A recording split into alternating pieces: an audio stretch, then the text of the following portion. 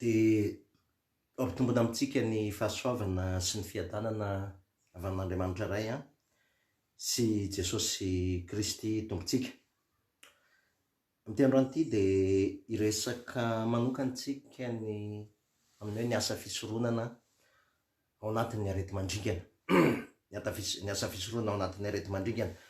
Ny teny izay hitondrantsika fampianarana, satria tena fampianarana sy fampirenam-pinoana ty resahako androany ity ary raha ny tena tsara ianao raha ohatra hoe misy baiboly eo ambany masonao dia iresakitsika ny Nomery, manodididina ny Nomery 13-14 13-14 16-17 sy ny Hébreu 4-5.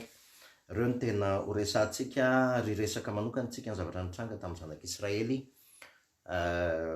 rehefa nandefa areti-mandringana zany nisy areti-mandringana moa zany dia ohatrany ahoana ny zavatra nitranga. Ity Nomery 17 ity dia perikopana fiangonana-dehibe izay tsy otonomiko moa zany fa mifanandrify tsara ao anatin'izao contexte zao dia ho raisitsika ilay perikopa zany. Nomery toko 7-10. Nomery toko 7-10 ho vakiko le izy atomboko amin'ny andinin'ny fahenina. Zao ny vaky ny teny. Ary ny apitsy dia menimenina tamin'ny Mosesy sy Arona ny fiangonana dia ny zanak'Israely rehetra ka nanao hoe ianareo efa nahafaty ny olon'i Jehova. Ary raha niangona hanome tsy ny an'ny Mosesy sy Arona ny fiangonana dia nijery ny tranon'ilay fionana izy ka indro nanarina azy nyrao anaran'ny Sion ny voninahitry Jehova. Ary Mosesy sy Arona dia nakeo anoloan'ny tranon'ilay fionana ary Jehova niteny tamin'ny Mosesy ka nanao hoe miala amin'ny fiangonana io andringanako azy amin'ny indray mpimasomonja dia nikohaka izy roa lahy. Ary Mosesy tamin'ny Arona alao ny fitondrana afo ka asio afo avy eo ambonin'ny altara izy dia asio ditin-kazo manitra ka eto faingany amin'ny fiangonana ka manaova fanavotana ho azy fa efa mivoaka avy amin'ny Jehova ny fahatezerana ary efa mitomboka ny areti-mandringana. Dia nalain'ny Arona zany araky ny nandidian'i Mosesy ka niazakazaka eo afovoan'ny fiangonana izy ary indro efa natomboka teo amin'ny olona ny areti-mandringana ary nandoro ny ditin-kazo manitra teo izy ka nanao fanavotana ho an'ny olona. Dia nijanona teo anelanelan'ny maty sy ny velona izy ka dia nitsahatra ny areti-mandringana. Ary zay efa matin'ny areti-mandringana dia 740 sy 1 alina. Afa-tsy zay efa maty no ny amkora ary Arona niverina eo amin'ny Mosesy teo anoloan'ny varavaran'ny tranon'ilay fionana ary ny areti-mandringana dia nitsahatra ary Jehova niteny tamin'ny Mosesy ka nanao hoe mitenena amin'ny zanak'Israely ka narao tena ray avy araky ny fianakaviana izy ka ny lohan'ny firenena rehetra araky ny fianakaviany avy no analana azy dia tena 12 ary samy soraty eo amin'ny tehany avy ny anaran'izy rehetra fa ny anaran'ny Arona no soratana eo amin'ny tehany Levy fa tehana ray avy no amin'ny lohan'ny fianakaviana dia ataonao eo amin'ny tranon'ilay fionana ireo dia anoloan'ny vavolombelona izay ionako aminareo ary ny teny lehilahy zay hovidiko dia hitsimoka dia hampanginiko ka dia hampanginiko izy ny fimonomonona ny zanak'Israely amiko izay efa himonomononany aminareo. Dia ery ambany andeha amin'ny 7-20 ary noho ny apitsy dia niditra tao amin'ny tranon'ilay vavolombelona Mosesy ary indro fa nitsimoka ny teny Arona zay ho an'ny taranak'i Levy dia nanaroka sy namonoka namoa Migdaly. Dia nenta Mosesy nivoaka iala anatrehan'ny Jehova ny tehana rehetra eo amin'ny zanak'Israely rehetra dia nijery izy ka samy nandray ny teny avy. Dia hoy Jehova tamin'ny Mosesy avereny ny tehany Arona ho eo anoloan'ny vavolombelona ho tery izy na ho famantarana ho an'ny mpiodina ka dia atsahatra ho iala amiko ny finonomononany mba tsy ho faty izy. Zay zany le teny zay. Rehefa mamaky an'io teny io tsika, rehefa mamaky an'ireo teny ireo tsika dia misy contexte manokana zay mila azontsika ao anatin'ilay izy nomonomonina ny zanak'Israely zany ary rehefa nomonomonina ny zanak'Israely dia tonga ny fandringanana, tonga ny areti-mandringana ary rehefa tonga ny areti-mandringana dia nandeha kosa nasaon'ny Mosesy nandeha i Arona nitondra ny ditin-kazo manitra, ny fandoroana afo sy ny ditin-kazo manitra ary dia nandeha teo afovoan'ny ny olona marary izy ary dia nitsahatra ny aretina. Dia nitsahatra ny aretina fa na nitsahatra ara ny aretina nisy 740 sy 1 alina ozy izy ny maty. Mba azotsika nyity tantara ity dia mila mamaky tsika ny manomboka ny amin'ny Nomery 13-14-16-17 satria tsy ho azotsika le izy raha tsy vakitsika hatrany aloany zany le izy, mila vakitsika hatrany aloany. Inona no nitranga tao amin'ny Nomery 13? Nitranga tao amin'ny Nomery 13 de izao hiditra ao tany Kanana ny zanak'Israely, ary rehefa hiditra tao tany Kanana ny zanak'Israely de naniraka izy mpisafo tany andeha any tany Kanana. Ary rehefa niraka mpisafo tany izy 12 lahy tao anatiny Josua sy Kaleba de ray avy tamin'ny firenena tamin'ny atokony zanak'Israely. De rehefa miverina zareo, de rehefa mamaky tsika any amin'ny Nomery 17 any, dia zao ny zavatra nitranga. Rehefa tonga tao de niteny ry zala-pisafo tany, zao ny zavatra niteny ry zala-pisafo tany ny alavany, de nilaza taminy izy ry zala-pisafo tany zany, eo amin'ny andenin'ny 720 zany, nombre 13-27. De nilaza taminy izy tonga tany amin'ny tany zay nanondrano anay zahay, tondra dronono sy tantely tokoa, ary itony ny vokatra tany. Zany hoe nitondra vokatra izy avany, kanefa kosa mahery ny olona zamonina ao amin'ny tany ary ny tanàna de manda sady lehibe de lehibe, ary koa nahita niteraky ny Amalekita zahay. Ny Amalekita ny moninao ary ny Kananita ny moninao izy, ary tsy mahazo miakatra ao tsika ozy izy andresy ny olona, fa mahery no isika izy. Zany ny zavatra niteneniny. Zany hoe Andriamanitra ny prometra tamin'ny zanak'Israely hoe ianareo dia ho alefako ao amin'ny tany Kanana, ao amin'ny tany tondra-dronono sy tantely. Fa rehefa ny raha natao mpisafo tany de inona ny zavatra hitany? Ny zavatra hitany tao dia olona ngeza be, olona tsy mety resena. Ary de vokatra zay de nahita realite izy, de nampiororo ny olona, nampiororony ny zanak'Israely. Fa Kaleba sy Josua kosa niteny hoe tsia, efa nomen'Andriamanitra atsika zany, efa nomen'Andriamanitra atsika. De rehefa nanao zany Kaleba sy Josua, retsy ny asista hoe tsy mahazo miakatra ao tsika fa ho faty ao tsika. De niororo ny zanak'Israely, ary rehefa niororo ny zanak'Israely de mamaky ny Nomery 14 tsika, de nanome tsiny any Arona sy Mosesy ny zanak'Israely. Nanome tsiny any Mosesy sy Arona ny zanak'Israely hoe fa maninona zay nentinao taty, inay ihany zay mba tany Egypta, any ozy izy mba misy tongolo any zay tokony tsy ho faty zay ozy izy, fa entinao aty tany hevitra aty zay ozy izy mba ho faty aty, de ny zanakay sy ny taranakay ozy izy ho faty aty. Vokatra zay fimonomonona ny zanak'Israely zay, de tezitra Andriamanitra, ary de niteny Andriamanitra hoe eny ary ozy izy, raha izany no izy ozy izy de ho hitanareo fa tsy ho tafiditra any tany Kanana nareo. Ary ny 40 andro zay nisafonany tany ozy izy tao tany Kanana, de ho solonareo heritaona ny ray andro ozy izy, ka de ivenjivenjy aty anefitra nareo mandritry ny 40 taona. Josua sy Kaleba rery ozy izy no tafiditra any, Josua sy Kaleba rery no tafiditra any. Tao anatin'izay de nifona ho an'ny zanak'Israely, nifona ho an'ny fiangonana Arona sy Mosesy. Fa saingy Andriamanitra kosa niteny hoe tsia, zay olona rehetra ozy izy, mamindra fao fa saingy zao, tsy andringana fa saingy zao. Ianareo kosa de ivezivezy mandra-pahafatinareo mandritry ny 40 taona, ivezivezinareo ozy izy aty anefitra. Zay zany ny contexte voalohany mila azontsika. Fa rehefa aveo ao amin'ny contexte faharoa, dikany hoe ny monomonona, inona indray no monomonona ny zanak'Israely ao amin'ny Nomery 14. Eo ny tena gravy, Nomery 14, satria zay ny tomboany eo areti-mandringana eo.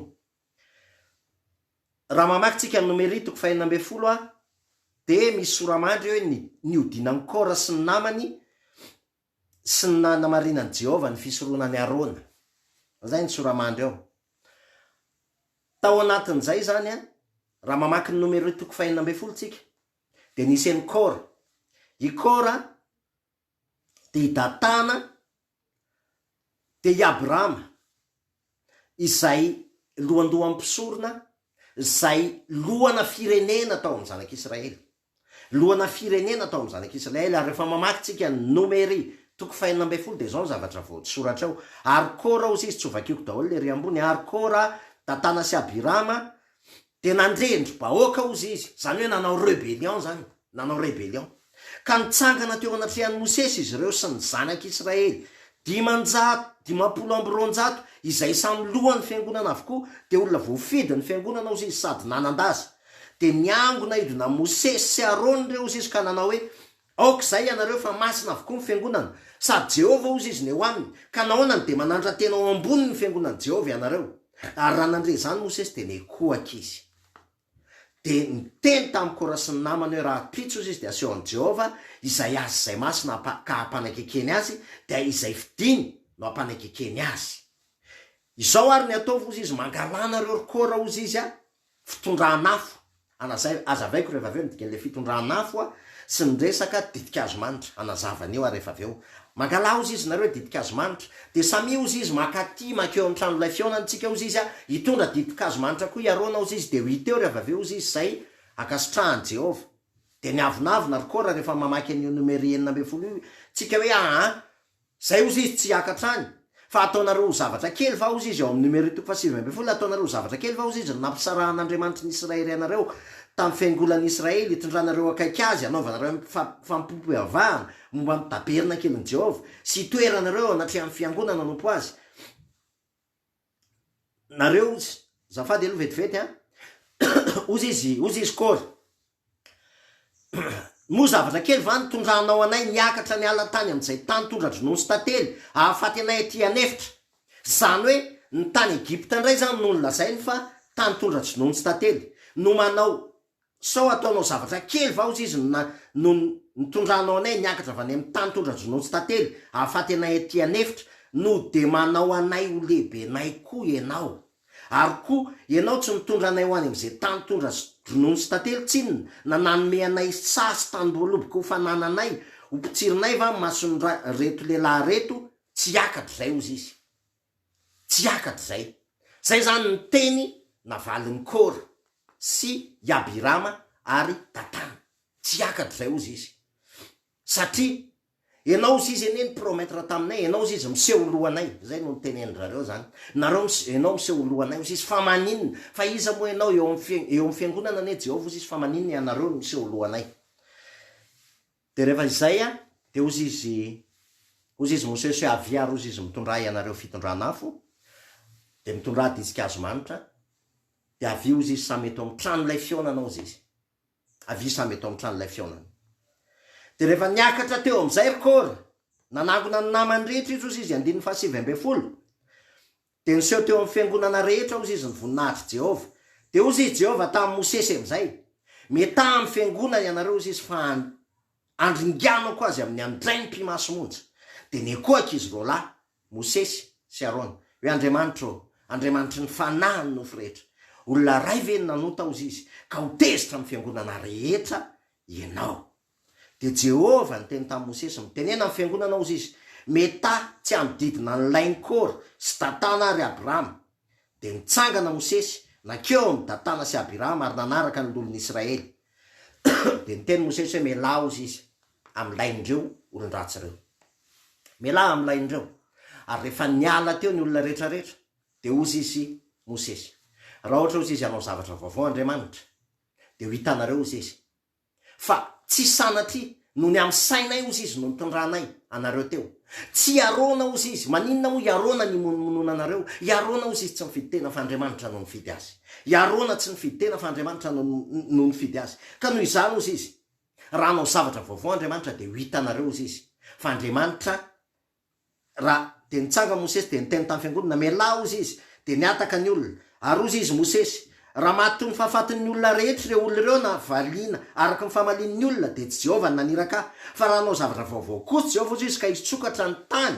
ary hitely lazy mba amin'izay azy rehetra ka ho latsaka velona any amin'ny fiainantsika izy de ho fantatra reo fifanandahan'i Jehova reo lehilahy reo ary rehefa tapitra zay de nivava ny tany nisokatra ny tany ary de niletika tao Datana i Kora sy Datana ary Abirama zay ny zavatra nitranga ary rehefa niletika tao Kora sy Datana ary Abirama de mamaky tsika ery amin'ny Nomeritiko 20 ary nisy rehetra zay nanodidina azy izy de nandositra no fidradradradrany andrao itelina tsika koa ny tany ozy izy ary nisy ny afovoaka avy amin'ny Jehova nandevona ny lehilahy 500 zany hoe zay nanakitra ditin-kazo manitra zay niaraka rehetra tamin'ny Kora raisy saratsainy zany ny ditin-kazo manitra zany sy le fandoronafo symbole ny fisoronana zany symbole ny fisoronana zany zany hoe niseho mpisorona zany reo olona reo niseho mpisorona reo olona reo ary nanohatra ny Mosesy sy Arona ary rehefa nanohatra Mosesy sy Arona izy de raha nanohatra Mosesy sy Arona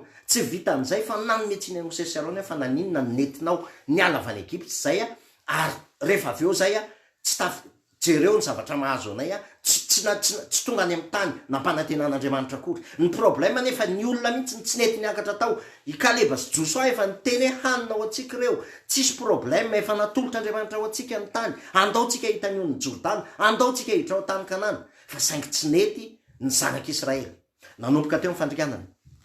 Ary rehefa mamaky am'izay tsika, zay iverenantsika le izy iverenantsika le izy fa hiditra amin'ny tena votoatin-dresaka am'izay tsika ao amin'ny Nomery 7:10 dia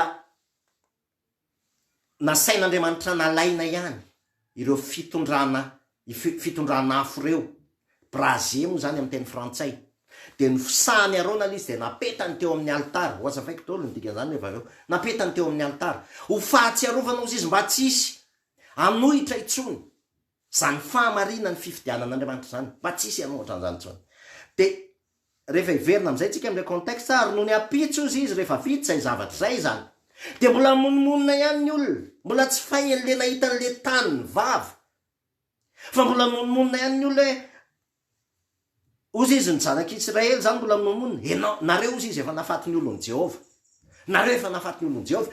Satria nahoana Rikora sy tatana ry Abirama, tena marina zany Rikora sy tatana ry Abirama de tena mpisorona, tena satria Ikora de ao anatin'ny taranak'i Levi.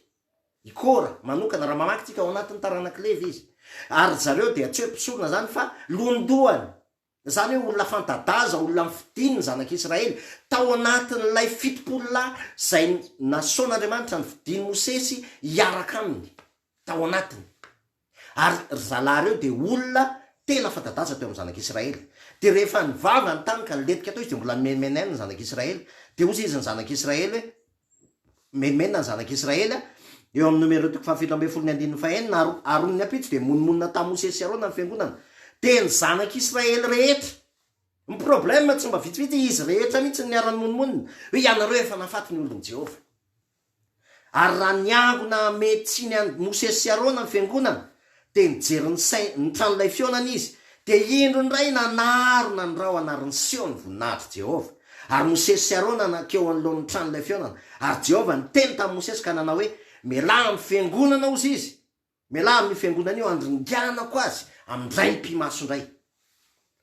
Zany hoe efa ringana ry tatana sy Rikora ry Abirama sy ny 500 lahy ny omalin'iny, efa ringana ny vahoakan'Israely betsaka tam'le tsy niakatra tam'ty sabavy tam'le fotoana zay nanoherandra any amin'ny Nomery 7:10 nanohatra tsy hiakatra ao tany Kanana, efa ringana fa mbola tsy fa ihany, fa mbola monimonina ihany tamin'ny Mosesy sy Arona, mbola monimonina ihany.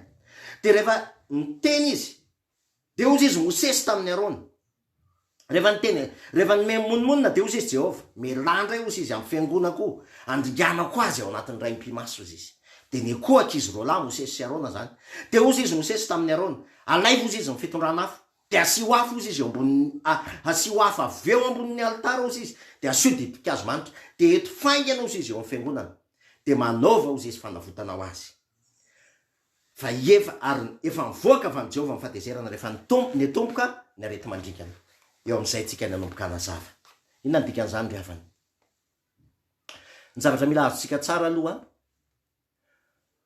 Andriamanitra, ny fahatezeran'Andriamanitra, raha ny tena marina, raha andehantsika ty amin'ny fanekena vaovao, ny fahatezeran'Andriamanitra de ny anjera teo amin'i Jesosy Kristy. Raha ny tena marina, ny aretina, raha iresaka tsika ny aretina tsy avy amin'Andriamanitra, tsy avy amin'Andriamanitra ny aretina, fa ny aretina de vokatry ny fahotantsika olombelona. Ny aretina de vokatry ny fisarahantsika amin'Andriamanitra. Ny aretina tao amin'ny sahedena rehefa namoron'olombelona Andriamanitra de fahafenona, fiainana ny tao tao anaty présence an'Andriamanitra. Fa rehefa nanoty Adama sy Eva, rehefa nandika ny didin'Andriamanitra Adama sy Eva zay nitenen'ny hoe aza inanany ny azo fahalanitsara sy ny ratsy, nanomboka teo de mifanometsiny ny olombelona, ny fanenjika ny olombelona, ary rehefa fanenjika ny olombelona nanomboka teo de niditra ny fahafatesana, niditra ny fisarahana tamin'Andriamanitra, niditra ny olana, niditra ny aretina, niditra ny ozina, niditra ny tebiteby, niditra io zavatra rehetrarehetra hitantsika io, vokatry ny fisarahana amin'Andriamanitra. Zay zany mila azontsika zay vokatry ny fisarahana amin'Andriamanitra. Zao anefany tsy Andriamanitra akory no mandefa aretina, fa isaky ny manota ny zanak'olombelona de mizaka ny vokatry ny nataony izy, mizaka ny vokatry ny nataony izy. Ny zavatra mitranga eto de izao: ny monimonina ny zanak'Israely, ny monimonina ny zanak'Israely, nanome tsin'Andriamanitra ny zanak'Israely, nanome tsin'Andriamanitra ny amin'ny fitantanany. Ny promessin'Andriamanitra efa mazava tsara fa ho alako any tany Egypte ianareo, ho apitaiko ny ranomasina mena, rehefa aveo apitaiko ny tany efitra, ho apitaiko ny Jordany, ary ampidiriko any amin'ny tany Kanany, any amin'ny tany zay nampanantenaiko anareo. Zay ny promessin'Andriamanitra. Fa teny an-dalana teny monimonina ny zanak'Israely, teny an-dalana teny nanome tsiny ny zanak'Israely, teny an-dalana teny nitaky ny zavatra tsy tokony ho takiny ny zanak'Israely, teny an-dalana teny nanao lankely volamena ny zanak'Israely, teny an-dalana teny tsy nahatateraka. Zay ny teny an'Andriamanitra ny zanak'Israely, tsy nahatateraka. Ary vokatry zany de nisy foana ny loza niatra tamin'ny zanak'Israely, nisy foana ny aretina zay nitranga tamin'ny zanak'Israely. Ity contexte manokany teny ny monimonina ny zanak'Israely, satria ny fifidianan'Andriamanitra mihitsy, ny eleksion'Andriamanitra mihitsy, ny eleksion ny Arona zay nataon'Andriamanitra ho mpisorona, nataon'Andriamanitra ho mpisorona, io no ny monimonina ny zanak'Israely, ny zavatra tsy azo ny zanak'Israely anefa ny fisoronana ny zavatra saropady indrindra eo anatrehan'Andriamanitra, satria raha tsy misy ny fisoronana de ringana avokoa ny zanak'Israely. Tsy azo ny zanak'Israely zany raha tsy misy ny fisoronana, satria ny lalànan'Andriamanitra, rehefa nomena ny lalànan'Andriamanitra de tsy misy mahatateraka ny didy sy ny lalànan'Andriamanitra ny zanak'Israely. Noho izany ao anatin'ny fisoronana no misy ny famonjena sy ny misy ny fiarovana ny zanak'Israely. Ao anatin'ny fisoronana no misy ny fiarovana, ao anatin'ny fisoronana no misy ny fanavotana ny zanak'Israely. Tsy takany zany. Zany hoe lay mpisorona zay ny fidian'Andriamanitra mihitsy, lay asa mpisoronana mihitsy, io no notoeriny zanak'Israely, io no nanaovany rebellion. Ary zay ny tena nahasarotiny an'Andriamanitra, satria ao anatin'ny asa fisoronana zay tandindon'ny asa mpamonjeny Jesosy Kristy fa horesahantsika izy rehefa aveo. Inona ny asa fisoronana zay nataony Arona teto, satria na nitrangarany aretina, ny monimonina ny zanak'Israely nitranga ny aretina, de niteny Mosesy ozy izy Mosesy alao ny fitondrana afo resio afo avy ao ambonin'ny altara ozy izy de asio ditin-kazo manitra. Inona moa dikan'izany? Alao ny fitondrana afo. Mila azontsika de izao: ao anatin'ny fisoronana de misy an'ilay altara varahana fanaterana ny fanatitra noho ny ota, ary misy afo zay fandorona an'ilay fanatitra. Ny dikan'ny afo de ny afo ny fahatezeran'Andriamanitra, nefa koa afo ny fanamasina, afo ny fitiavan'Andriamanitra zay manondro fa tsy maintsy misy raha latsaka aloha, zay dora ny fahatezeran'Andriamanitra. Izay no fanatitra ho fampinoana pahatezerana.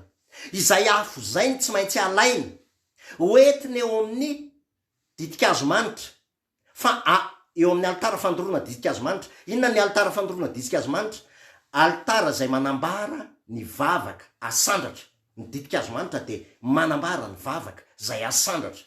Zany hoe tsy maintsy afo miala avy eo amin'ilay altara ny fisoronana zany ny tsy maintsy andorona n'ilay ditin-kazo manitra.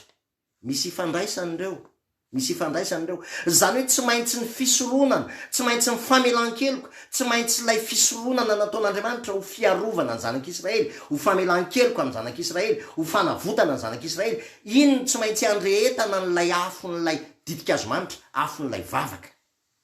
Zay ny dikany, zay ny dikany zay. Iresaka an'izay tsika rehefa aveo, rehefa aty amin'ny fanekena vaovao satria araky ny teneniko teo fampirenam-pinoana ny zavatra horesahantsika androany. Ny afo teo ny tsy maintsy hoetiny eo, nisy zanak'ampisorona zay nitondra afo-tsy izy, netiny teo amin'ny fandorona ditin-kazo manitra, ary raha vao nitondra zay afo-tsy izy zay tonga de mivonoan'Andriamanitra, mivonoan'Andriamanitra. Ny dikan'izany de izao: io afo fantatry Mosesy tsara, fa tsy maintsy io afo ihany no afo fanavotana ny zanak'Israely. tsy maintsy io afo ihany.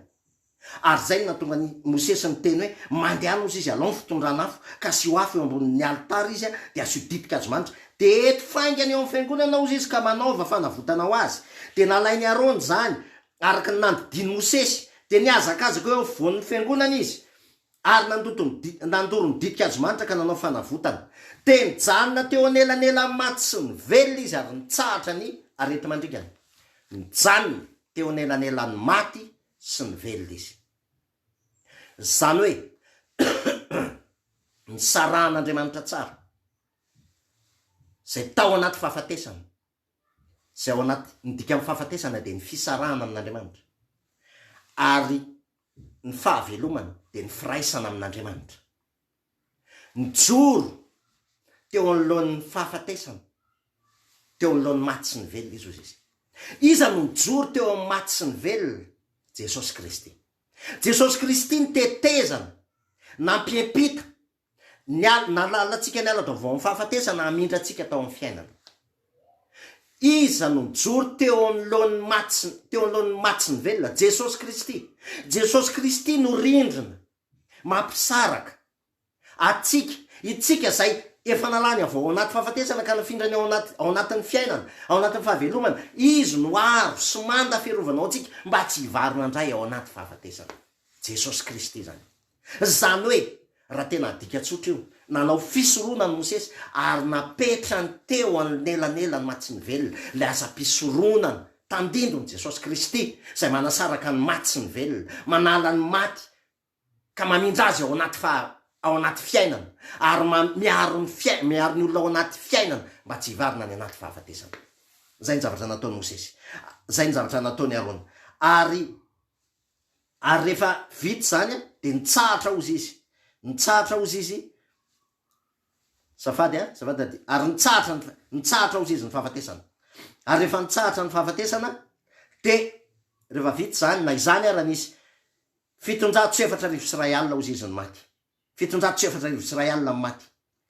Rehefa vita zany de niteny tamin'ny zanak'Israely Mosesy, alaivo ozy izy nareo, mangala ozy izy nareo satria 12 ny fokony Israely. Mangala nareo tena tsirairay ozy izy nareo lohan'ny foko tsirairay, lohan'ny fiangonana tsirairay, lohan'ny firenena tsirairay. Mangala nareo tena ozy izy. Eto aty amiko ny tehany fa hoetina eo amin'ny vavolombelona, zany hoe eo amin'ny arche de l'alliance, hoetina ao amin'ny tranolay fionana, hoetina eo amin'ny arche de l'alliance, hoetina eo amin'ny fiaran'ny fanekena, eo amin'ny vavolombelona. Ary rehefa nentina teo ny tehana 12, ny ampitso maraina de nitsimoka ny tehany Arona, nitsimoka amigdala ozy izy, ny tehany Arona.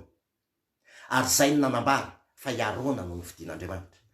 Ny tehany Arona nitsimoka de aoka ho azontsika tsara fa symbole ny fitsanganany Jesosy Kristy tamin'ny maty, satria ny tehany Arona nitsimoka iny de natsofoka tao anaty arche de l'alliance, ary symbole tao anaty arche de l'alliance niaraka tamin'ny mana sy niaraka tamin'ny didy folo, natao tao anatin'ny arche de l'alliance iny, natsofoka tao anaty arche de l'alliance. Ary zany natonga amin'ny Mosesy ny teny any amin'ny andininy fa 5 any amin'ny Nomery 7 de io Jehovah tamin'ny Mosesy, avereny ny tehany Arona eo anoloan'ny vavolombelona, ho tehirizina ho famantarana ho an'ny mpiodina ka de atsahatra ho hiala amiko ny finomonononany mba tsy ho faty izy. De nataony Mosesy zany arak'izay nandidiny Jehovah azy no nataony. De niteny tamin'ny Mosesy ny zanak'Israely ka nanao hoe indro maty zay, ringana zay, endringana avokoa.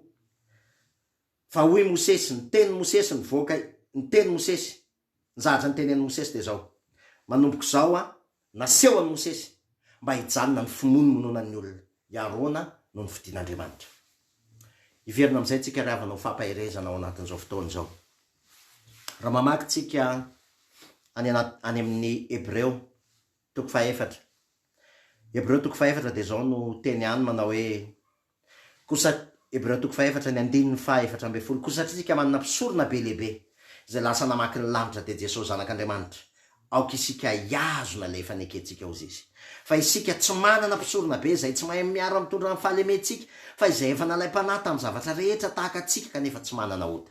koako isika anatina seza fiandriana amin'ny fahasoavana amin'ny fahasahina mba azotsika famindrampo sy ahitantsika fahasoavana ho famonjena amin'izao andro mahoro zao izy izy de mitoy zany ao amin'ny Hebreo toko fahatimy manao hoe mpisorona be rehetra ao izy de alaina amin'ny olona de olona izay mahay mitondra mora sy tsy olona zay mahay mitondra mora tsy mahalala sy ny mani satria ny tenany koa de mba hodidin'ny fahalemena ihany ary noho izany de tsy maintsy manao fanatitra izy ozy izy de toy izany koa KRISTY ozy izy ary tsy misy maka izany voninahitra zany hoan'ny tena nefa tsy zay atson'Andriamanitra tahaka ny Arona de toy izany koa KRISTY de tsy izy ozy izy nanandratra ny tena Mpisorona be fa la nanao taminy hoe zanako ianao izany teraka anao androany ary toy ny lazainy amin'ny teny hafa koa hoe ianao Mpisorona mandrakizay araka amin'ny fanaony Melkizedeka Jesosy KRISTY io dikan'izany zany de zao tadio tsara fa Jesosy KRISTY ny Mpisorona be iverintsika ao anatin'ny contexte zay iainantsika ry havana raha raisona io lesona io mazava be ny lesona hoe anisan'ny tena zavatra mahasarotiny an'Andriamanitra ny Asa Fisoronana satria ao anatin'ny Asa Fisoronana inona moa ny atao hoe mpisorona ny atao hoe mpisorona de olona ny vidian'Andriamanitra mba hitondra ny fahotan'ny vahoaka sy ny fahalemen'ny vahoaka eo anatrehany zay ny atao hoe mpisorona samihafa ny mpisorona sy ny mpaminany ny atao hoe mpaminany de olona ny vidian'Andriamanitra mba hanambarany teniny ilazany teniny amin'ny vahoaka zay ny atao hoe mpaminany zay ary Jesosy KRISTY ihany koa de mpaminany lehibe fa ny atao hoe mpisorona kosa de olona no vidian'Andriamanitra mba hifona ho an'ny vahoaka noho ny amin'ny fahotany sy noho ny amin'ny elony olona natsoan'Andriamanitra mba hifona ho an'ny vahoaka eo anatrehan'Andriamanitra zany no atao hoe mpisorona ary raha ny tena marina dia mahavariana de zao nambaran'Andriamanitra mihitsy io zavatra io satria raha tsy diso ao amin'ny Nomery toko 9 de mbola naverin'Andriamanitra io teny io zao ny tenenin'Andriamanitra hoe zao ny tenenin'ny Jehova ozy izy Jehova amin'ny Arona ao amin'ny Nomery toko 9 ianao sy ny zanako ary ny taranadrainao ozy izy nitondra ny eloko ny fitoerana masina ary ianao sy ny zanako ao koa nitondra ny eloko ny fisoronanareo mavesatra be zany teny zany zany hoe ho an'ny olona zay atsoan'Andriamanitra ny anao Asa Fisoronana zany mitondra ny eloko ny fitoerana masina ozy izy ary Jesosy KRISTY io tena mpisorona be io Jesosy KRISTY io tena mpisorona be io zay zany mila azotsika zay Jesosy KRISTY io tena mpisorona be io araka ny teny zay nivakitsika teo izy ozy izy nanao ny fisoronana tsy dimbiasana araka ny fanaony Melkizedeka izy ozy izy lay tena mpisorona be zay tsy manana fahalemena niditra tao amin'ny taberna kely tsy natao tanana Jesosy KRISTY zany Jesosy KRISTY fa tao amin'ny fanekena taloha de i Arona no nitondra ny eloko ny nitondra ianao sy ny zanakao sy ny taranadrainao izy nitondra ny eloko ny fitoerana masina ary zavatra saripady zany dikan'izany de zao ry havana raha iverintsika ny atao hoe mpisorona de olona ampiasain'Andriamanitra olona fidian'Andriamanitra manokana hitondra ny eloka hitondra ny teny hitondra ny fifonana ho an'ny vahoaka no ny eloka sy ny fahotana zay nataony hitondra n'izany eo anatrehan'Andriamanitra ary manatitra ny sorony eo anatrehan'Andriamanitra ho an'ny vahoaka zay miasa nataony Mosesy zay miasa nataony Arona zay miasa nataony taranaka aloany zay ary zay ny masaripady azy am'izao fotoan'izao ny fiantotsika anazy de hoe intercession prière d'intercession zay ny fiantotsika anazy ny prière d'intercession de tena fisoronana ary tsy n'importe qui akory ny tokony manao prière d'intercession zany mila azo tsara zany tsy n'importe qui ny manao prière d'intercession tsy n'importe qui marina ary marina fa tena efa ao anatin'ny fanjakam-pisorontsika fa tokony ho azony olona tsara hoe inona ny atao hoe intercession inona ny atao hoe fisoronana zany hoe fitondrana ny eloko ny olona eo anatrehan'Andriamanitra satria zay io zavatra io lesona voalohany mila tsoahana ao anatin'izay ry havana de izao ho atsika fiangonana ny atao hoe fiangonana ry havana tsy trano akory tranon'ny fiangonana. Tsy dénomination fiangonana, trano fivavahany reny, fa ny tena fiangonana dia ny fikambanana sy ny firaisan'ny ratsambatany Kristy. Ny tenany Kristy no atao hoe fiangonana. Ny tenany Kristy no atao hoe fiangonana. Aoka tsy ho afangarontsika ny fiangonana sy ny trano fivavahana. Ao anatin'ny trano fivavahana sy ny dénomination tsirairay misy fiangonana any anatin'ireny, misy tenany Kristy tsirairay any anatin'ireny. Ny dikany dia izao, voalohany indrindra, aoka riavana hitsahatra, ny fimonomononana, ny fifanenjehana, ny fifampiandaniana, ny fifanikiliana eo amin'ny samy tena ny fiangonana, eo amin'ny samy zanak'Andriamanitra, ny fifanenjehana, ny fimonomononana. Satria zany no manokatra varavarana. Jesosy Kristy efa nanidy ny fasana, nanidy ny fahafatesana. Jesosy Kristy efa nivoaka avao amin'ny fasana, nikatona ny fasana, nisokatra ny fasana ary nakato ny fahafatesana. Zay ny dikany, nisokatra ny fasana ary nakato ny fahafatesana. Fa itsika samy fiangonana indray no manokatra ny varavarany fahafatesana, mampiditra endrim-pahafatesana isan-karazany ao anatin'ny fiangonana. Tena mifona, tena mifona. Itsika fiangonana ny lasa manokatra indray, satria ho an'ny fiangonana ty resaka ty, tsy ho an'izao tontolo zao. Zao tontolo zao efa mizaka ny vokatry ny nataony. Ho an'izao tontolo zao zany tsy olana zany, izy efa mizaka ny vokatry ny nataony. Fa ny tena problema ny fiangonana. Ny problema dia ny fiangonana ao anatin'izao zavatra mitranga eto am'izao tontolo zao, mametra-panontaniana amin'ny fiangonana fa aiza Andriamanitra, na zao tontolo zao manontany aiza ny Andriamanitra reo, aiza ny Andriamanitra reo, sanatria ohatran'ny hoe maty Andriamanitra, ohatran'ny hoe tsy velona ny Andriamanitra tsika. Fa saingy mila azotsika dia zao riavana, Andriamanitra efa namorona zavatra tsara lavitra, efa namorona tankanana ao antsika ao anaty fanjakan'Andriamanitra zay iainantsika eto am'izao tontolo zao. Jesosy enenanao promesse, zaho avo izy anana ny fiainany ary anana ny be dia be. Zany ny promesse n'Andriamanitra amintsika. Promesse n'Andriamanitra amintsika zany, ary mily iainantsika. Fa maninona ny lasa tsy miainana zany fiainana be dia be zay promesse n'Andriamanitra zany ny fiangonana? Satria ny antony tsotra, lasa mifanenjika, lasa misy kora, misy Abrahama, misy Datana, lasa mifanao an'izany ny fiangonana, lasa mifanao an'izany ny fiangonana, lasa miadolohany, lasa tsy mipetraka amin'ny toerany tsirairay. Kora sy Abrahama sy Datana zany, raha ny tena marina, lohana firenena, efa nividin'Andriamanitra ho lohana firenena, père de nation, efa nandamina tao anatin'ny fireneny, fa teo lohana aka ny toerany Mosesy, aka ny toerany Arona, aka ny toerany Mosesy. Tsy sitrak'Andriamanitra ny fifampiandaniana, tsy sitrak'Andriamanitra zany asan'ny nofo zany, tsy sitrak'Andriamanitra ny fifanenjehana, tsy sitrak'Andriamanitra zany ao anatin'ny fiangonana, tsy sitrak'Andriamanitra zany. Ary ao anatin'izao fotoana zao, za miteny hoe fotoana fisainana zao, mikatona avokoa ny trano fivavahana. Ny fiangonana kosa tsy mikatona, tsy mikatona ny fiangonana. Ozy izy Paoly hoe na dia tsy manatrika anareo araky ny nofo ary ao izy, dia manatrika anareo kosa amin'ny fanahy. Afaka miray ao amin'ny fanahy ny zanak'Andriamanitra, afaka mifanatrika ao amin'ny fanahy ny zanak'Andriamanitra, afaka miray fosy miray saina ao amin'ny fanahy ny zanak'Andriamanitra. Tsy fehezin'ny fifanatrehana ara-nofo ny zanak'Andriamanitra, satria ny fanahy mampifanatitra, ny fanahy no mampiray, ny fanahy ny mampiray fa tsy ny nofo e. Ny fanahy mampiray atsika, zay nateraky ny fanahy dia fanahy, zay nateraky ny nofo dia nofo. Ny fanahin'Andriamanitra mampiray, noho izany tsy fehezin'ny elanelan-tany, tsy fehezin'ny toerana, tsy fehezin'ny zavatra ohatran'izany ny zanak'Andriamanitra. Ny dikan'izany dia zao voalohany indrindra, ao anatin'ny fimonomononana, ao anatin'ny fifanenjehana, manokatra varavarantsika. Ary rehefa manokatra varavarantsika dia devoly tsy ho avy raha tsy hamono andringana, andrava amono, andrava ary andrava amono ary andringana. Zany ny asan'ny devoly, zany ny asan'ny devoly.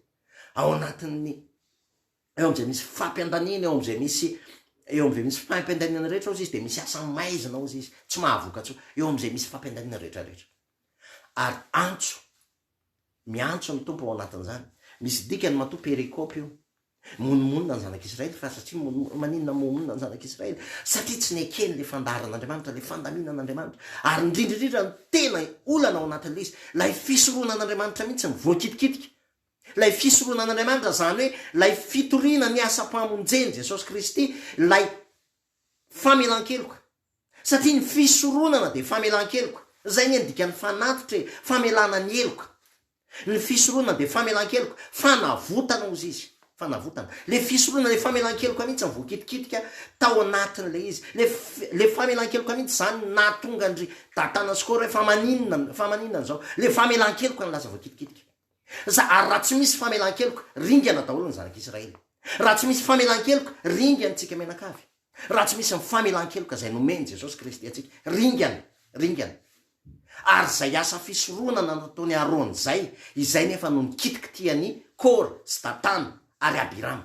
Zay asa fisoronana zay mihitsiny, zay famelan-keloka nomen'Andriamanitra zay mihitsiny, zay vaolana tokana mba tsy haharingana ny zanak'Israely. Zay ny solution tokana nomen'Andriamanitra, ny fanatitra, ny tabernakely, ny fanompona ao amin'ny tabernakely. Zay ny vaolana tokana nomen'Andriamanitra mba tsy haharingana ny zanak'Israely. Raha tsy nisy fisoronana, raha tsy nisy ny fanavotana, raha tsy nisy ny fanatitra natao, raha tsy nisy ny mpisorona, de ringana ny zanak'Israely, ringana tany anefitra daholo ny zanak'Israely. Fa nomen'Andriamanitra ny vaolana ny amin'ny fisoronana. Ary tahaka zany koa tsika kristianina.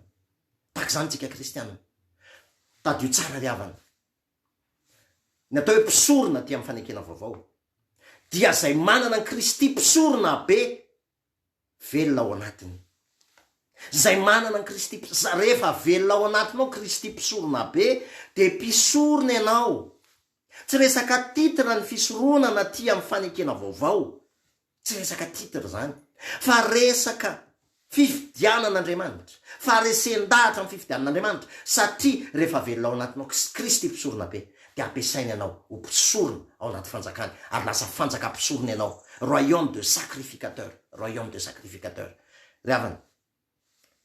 Inona ny asan'izany mpisorona zany ao anatin'ny fiangonana? Ny fiangonana miresaka foana hoe fanjakam-pisorona, tena fanjakam-pisorona ny fiangonana. Fa saingy ny olana de izao tsy mazava amin'ny zanak'Andriamanitra, fa tsy afaka ho mpisorona izy raha tsy velona ao anatin'ny Kristy mpisorona be, satria lasa mitondra afo hafa. Lasa mitondra afo hafa. Raha vao mitondra afo hafa tsika, de tsy maintsy haringan'Andriamanitra. Raha vao mitondra afo hafa tsika, de tsy maintsy zay ny zavatra mitranga. Tsy maintsy zay ny zavatra mitranga. Tsy mahazo mitondra afo hafa, ny afo tsy maintsy afo zay miainga eo amin'ny fisoronana, zany hoe miainga eo amin'ny hazo fijaliana, manondro ny asa-pamonjeny Jesosy Kristy, manondro an'ilay sorona, lay zanak'ondry tsy misy kilema, lay afo, tsy maintsy lay afo nandorona an'ilay zanak'ondry tsy misy kilema, tsy maintsy miainga eo ny afo makery amin'ny ditin-kazo manitra, ery amin'ny alitara fandorona ditin-kazo manitra, ny alitara fandorona ditin-kazo manitra ny manatrika. Raha ohatra ka nianatra katekomena na nianatra sekolina de malala tsara, misy ny atsona hoe ao anatin'ny tabernakely, misy ny atsona hoe alitara fanaovana fanatitra, fandorona ny fanatitra zany. De rehefa avy eo misy an'le cuve, misy an'ilay cuve misy rano, eo amin'le cuve misy rano no manadio tanana mpisorona, manao fidiovana izy alohan'ny idirany ao amin'ny fitoerana masina. Ary rehefa tafiditra ao amin'ny fitoerana masina izy ao amin'ny tranolay fiaonana zany fitoerana masina, ny zavatra ao amin'ny tranolay fiaonana de tsy misy afa-tsy menorah, zany hoe le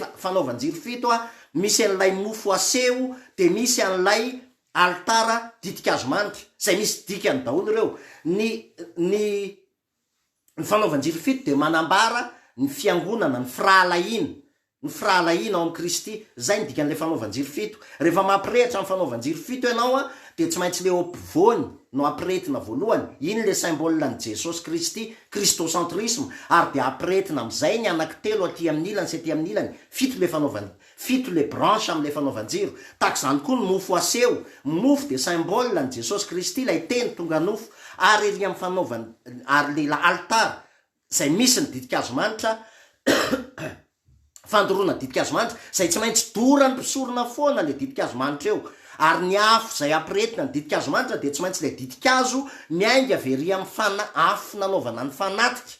Tsy mahazo afo hafa mihitsy. Raha vo afo hafa, averiko indray, raha vo afo hafa ny ampiasainao de tsy maintsy vonon'Andriamanitra ianao. Ohatra zany nitranga tamin'ny zanaky Arona, tsy tadidiko na any amin'iny izy fa ny vonon'Andriamanitra mitondra afo hafa izy de teo anao izy de vonon'Andriamanitra. Tsy maintsy afo avy eo amin'ny alitara fanaovana fanatitra no entiny ery amin'ny ditin-kazo manitra. Ary rehefa tonga ery amin'ny ditin-kazo manitra, ny ditin-kazo manitra de symbole ny vavaka, asandratra isan'andro.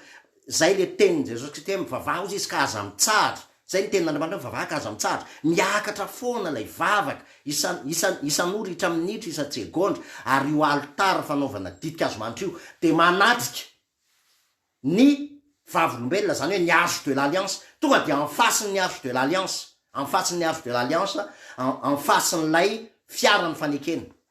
Inona ny dikan'izany? Ny dikan'izany de tsotra.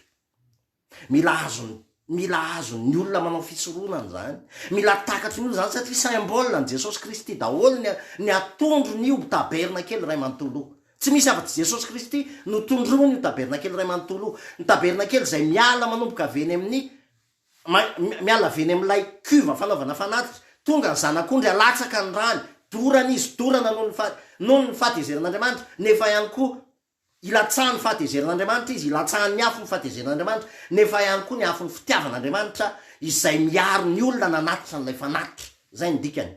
Faharoa manaraka an'izay miditra eo amin'le cuve fanasana tanana, misy le cuve fanasana tanana tsy mahazo miditra ao anatin'ny tranon'ilay fionana ny mpisorona raha tsy manadio ny tenany aloha, symbole zay fanadiovan'Andriamanitra. Tsy maintsy diovin'Andriamanitra aloha ianao, zay vao mahazo miditra ao amin'ny tranon'ilay fionana. Miditra ao amin'ny tranon'ilay fionana ao zay vao misy ny firalahiana ao amin'ny Kristy, ary Jesosy Kristy ny centre n'izay firalahiana zay ny dikan'ilay fanaovan-jiro fito lay menorah, zay ny dikan'izay mofo aseho zay symbole ny teny tonga nofo, Jesosy Kristy lay teny tonga nofo. Ary rehefa miditra ao anatiny am'izay de misy an'ilay lay altara fandoroana ditin-kazo manitra. Zany hoe eo no misy ny vavaka, zany hoe efa vita ry amin'ny fanatitra. Ny vavaka de tsy maintsy miorina amin'ny fanatitra vitan'i Jesosy Kristy, ny afo mampirehatra azy. Zany hoe le afo ny fitiavan'Andriamanitra, lay afo ny fanamasina, lay fanamasina zany mampitodika mandrakariva rehefa mivavaka ianao mba hitodika eo amin'ny fanatitra, hitodika eo amin'ny asa-pamonjena vitan'i Jesosy Kristy. Zay ny dikany, zay ny dikan'izay. Rehefa teo anatrehan'ny areti-mandringana am'izay, ny baiko ny Mosesy de zao, alaivo izy izy alaivo ny fandorona ny fitondrana afo izy izy mangala afo eny amin'ny altara, de ataovo izy asio ditin-kazo manitra ozy izy, de eto eo afovoan'ny olona. Mazava be zany, ny dikan'izany de zao, alaivo le banjiny le asa-pamonjeny Jesosy Kristy, mankanesy eo amin'ny asa-pamonjeny Jesosy Kristy. Io le afo lay nandoro ny fanatitra, Jesosy Kristy lay nanatitra ny tenany, Jesosy Kristy lay nanatitra ny tenany, alaivo izay lay fanamasina manondro mankeo amin'ny asa-pamonjeny Jesosy Kristy zay lasa netiny, ary nasiany ditin-kazo manitra, zany hoe vavaka, ary nakeo voany marary izy ozy izy. Ary rehefa nakeo voany marary izy de nijoro ozy izy teo anelanelan'ny maty sy ny velona. Zany hoe nijoro teo ambanga zany, nijoro teo ambanga, nanao intercession, nijoro teo ambanga. Jesosy Kristy lay mijoro eo ambanga, araky ny nambarako tany aloha, Jesosy Kristy lay mijoro eo ambanga. Jesosy Kristy lay tetezana zay nampita ny olona vao anaty fahafatesana hifindra ao amin'ny fiainana, ary Jesosy Kristy koa lay manda zay miaro ny olona vao anaty fiainana mba tsy hivarina ny anaty fahafatesana. Ry havana, ao anatin'izao areti-mandringana zao, eo anatrehan'ny zanak'Andriamanitra marobe, mpanompon'Andriamanitra marobe, izay ao anaty aretina, izay ao anaty tsy fahasalamana, de mitodika manokana ho anao zay natson'ny tompo ao anatin'izany asa fisoronana zany, ao anatin'izany asa fisoronana zany. Mpisorona ianao raha toka mino fa efa voavelany eloko ao, efa netiny Jesosy Kristy teo amin'ny azo fijaliana, ny eloko ao rehetrarehetra efa vita fiavanana amin'Andriamanitra ianao, voavelany eloko ao. Ankehitriny taloha aro avy, raha mbola tsy azonao zany, afaka vakianao ny Hebreo 9:7-10 manambaran'izany hoe izy ozy izy nanao fanavitra ho fanavotana mandrakizay. Jesosy Kristy zany, zay namela ny eloko ao mandrakizay, zany hoe vita fiavanana amin'Andriamanitra mandrakizay ianao. Raha tena mpisorona ianao, zany hoe midika mpisorona de izao, ianao lay hitondra, satria asa nasaon'i Jesosy ataontsika aorinan'izao zavatra zao. Tsy vitany hoe mitoro teny eto fotsiny de mampianatra fa misy asa zay ampanaoviny Jesosy tsika aorinan'izao. Ianao lay mpisorona, velona ao anatinao, KRISTY mpisorona be, dikan'izany. Zany hoe ao anatinao zay dikany hoe fanjakam-pisorona, KRISTY mpisorona be ny velona ao anatinao. Satria izy ny mpisorona be, izy ny nanao fanatitra ny tenany, izy ny nomboana tamin'ny azo fijaliana, izy ny nalevina, izy no nitsangana tamin'ny maty, izy ny niakatra, ary izy ny lasa velona ao anatintsika.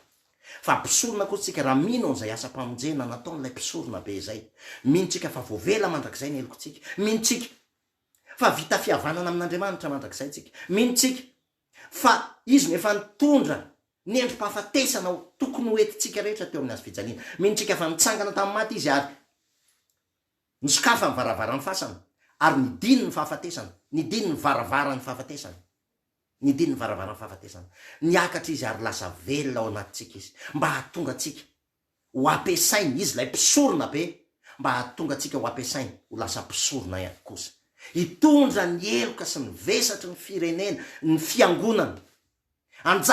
Anjaran'ny Kristy mpisorona be no mitondra an'izany. Itsika kosa de fitaovana vava ampiasain'Andriamanitra fotsiny anambara an'izany, hitondra fifonana ho an'ny fiangonana, hitondra n'lay fitoeranafo sy ditin-kazo manitra eo voan'ny fiangonana, mba hitsahatra ny aretina. Anjarantsika zany rôle n'izay mpisorona, zay mahatsiaro tena, mahatsapa-tena, fa velona ao anatin'ny Kristy mpisorona be, velona ao anatin'ny Kristy mpisorona be. Ry havana,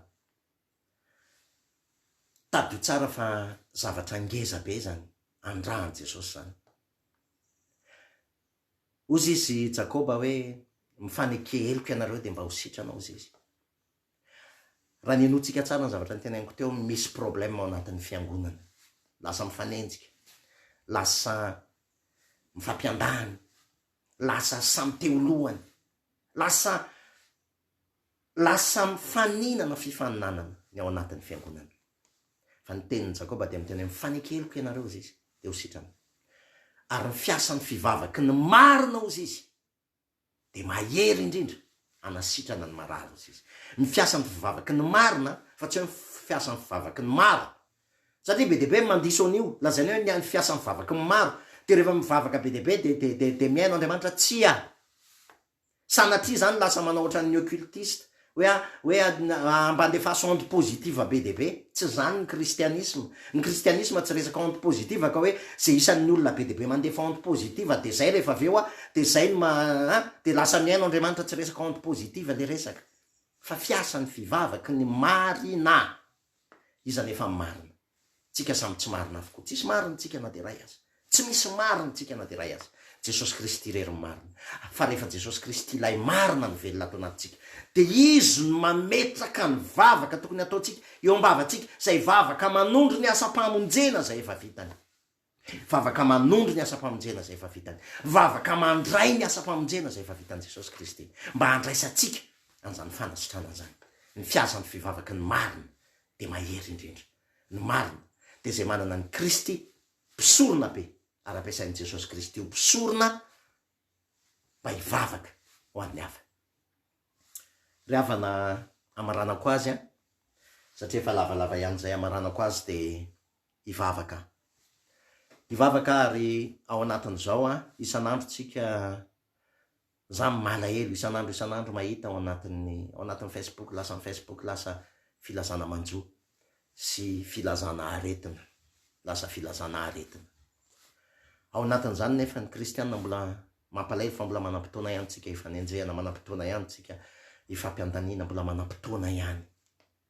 Fa raha manam-potoana ianao de meteza ho mpisorona iasan'ny Kristy mpisorona be. Raha manam-potoana ianao de meteza ho mpisorona iasan'ny Kristy mpisorona be, hitondra n'lay ditin-kazo manitra sy lay afo avy ao amin'ny afo, avy eo amin'ny altara natao fanatitra. Meteza hitondra an'izany eo foan'ny fiangonana, meteza hitondra an'izany eo foan'ny fiangonana, tahaka ny Arona. Ianareo ozy izy no mitondra ny eloko ny altara, eloko ny fisoronana. Ianareo ozy izy no mitondra ny eloko ny fitoerana masina azafady. Ianareo no mitondra ny eloko ny fitoerana masina. Jesosy Kristy no mitondra ny eloko ny fitoerana masina, fa tsy isika akory. Jesosy Kristy, Kristy izay velona ao anatintsika. Meteza fotsiny ho fitaovana ho ampiasain'i Jesosy Kristy ny amin'izany. Meteza ho fitaovana ho ampiasain'i Jesosy Kristy ny amin'izany. Hivavaka ary tsika. Jesosy eo misaotra anao noho ny amin'ny fitiavanao, misaotra noho ny amin'ny fahazavantsaina zay omenao Jesosy. Androany Jesosy nampianatra anay ianao ny amin'ny Asa Fisoronana. Mampianatra anay ianao fa fanjakam-pisorona zay firenena masina olona natsonao ho an'ny tenanao, firenena masina natsona ho an'ny tenanao, anambarany atsara n'ilay niantso anay hiala maizina ho amin'ny fahazavana mahagaga. ianao Jesosy ny antso anay. Am'ty androany ity zay Jesosy mifona manokan'izay Jesosy ny amin'ny fiangonanao, ny amin'ny fiodinanay, ny amin'ny fanaovanay tsinitsinina ny asa-pamonjenao. Mifony zay ny amin'ny fanaovanay tsinitsinina ny asa-pamonjenao, satria zay rery no asa fisoronana fanavotana ao anay. Manao tsinitsinina an'izany zay. Lasa mitady famonjena amin'ny zavatra hafa zay Jesosy. De mifony zay ny amin'izany.